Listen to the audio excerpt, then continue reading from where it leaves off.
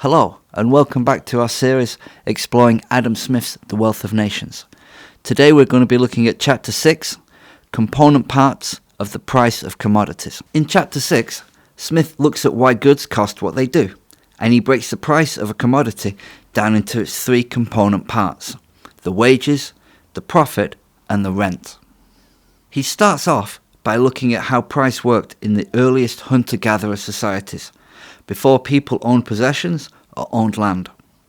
If it needed twice as much labour for a hunter to kill a beaver as it did for them to kill a deer, then the exchange value of one beaver should have been 2 deer. A thing which costs 2 hours to produce should be worth double a thing which takes 1 to produce. If it requires great skill to produce something, and it takes time to learn that skill, or producing it involves danger or hardship, that is also reflected in the exchange value of the product. The entire price of a product was based solely on the labour that went into it. Once people began to acquire more of an item than they could work with alone, people began to hire labour, and then the price of an object had 2 component parts: the wages to pay the worker who produced it, and the profit for the person who owned the materials the work was done on. If there is no profit to doing something, then why would you do it?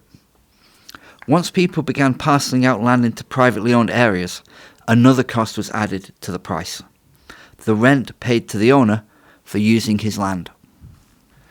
The first example Adam Smith gives is for wheat. One part of the price goes to pay rent to the landlord who owns the field. Another part goes towards paying the wages to the labourers who work the fields. And finally, a part must go to the farmer as their profit. But any instrument used to produce the wheat also breaks down into these 3 costs. For the horse used to pull the plough, there is the cost of the rent for the land the horse is reared on, the labour cost for looking after the animal, and the profit for the farmer who owns the animal.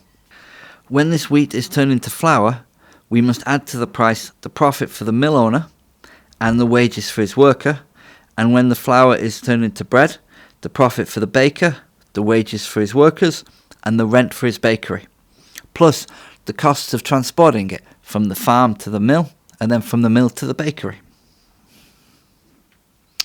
Finally, at the end of the chapter, Smith says that sometimes these 3 distinctions cannot be made.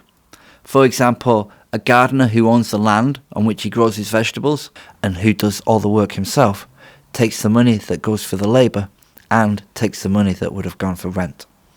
The same would be true of a small craftsman who owns his own studios. He doesn't have to employ anybody to work for him, and he doesn't have to pay any rent.